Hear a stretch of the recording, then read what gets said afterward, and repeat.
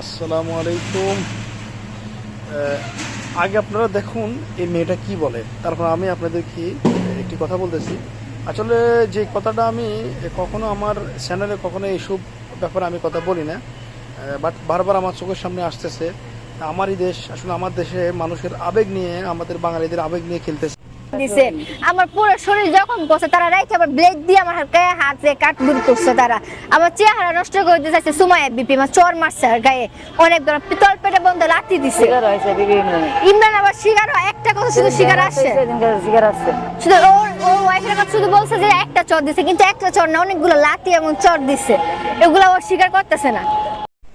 এখন আমার যারা দর্শক আছেন তাদের কাছে আমার প্রশ্ন, এই যে মেয়েটা, এই মেয়েটার ভিডিও আপনারা আজকে নতুন না, আপনারা অনেকেই দেখেছেন। এই মেয়েটা সোশ্যাল মিডিয়াতে ইমরান, এই ছেলেটার নাম মনে হয় ইমরান, যেটা ইমরান বিপি নাকি ইমরান তালুকদার, এই ছেলেটার সাথে অনেক ভিডিও বানাতো, ওর ফ্যামিলি সবার সাথে ভিডিও বানাতো। এবং কি মেয়েটা বলতেছে, একটা ভিডিও তো দেখলাম যে বিছানায় একসাথে শুইছে। তো তোর সাথে বিছানায় শুইছে, তো তুই তখন কি কখনো কিছু বলস নাই?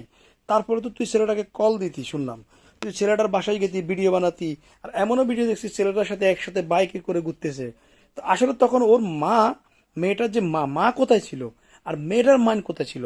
আর এখন ভিডিও ভাইরাল করার জন্য, ভিডিওকে ভিউ করার জন্য, ফরিতে নেওয়ার জন্য এই মেয়েগুলা সমাজটাকে নষ্ট করতেছে।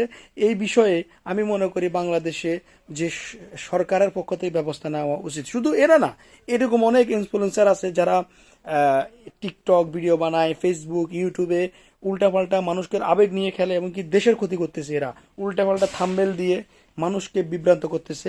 তো এটার জন্য দেশের মানুষকে আমি মনে করি সচেতন হওয়া দরকার। আর তার পাশাপাশি প্রশাসনকে কঠোর ব্যবস্থা নেওয়ার জন্য আমি আমার পক্ষ থেকে বলতেছি। আর আমার দর্শকরা আপনারা কমেন্ট করে জানাবেন।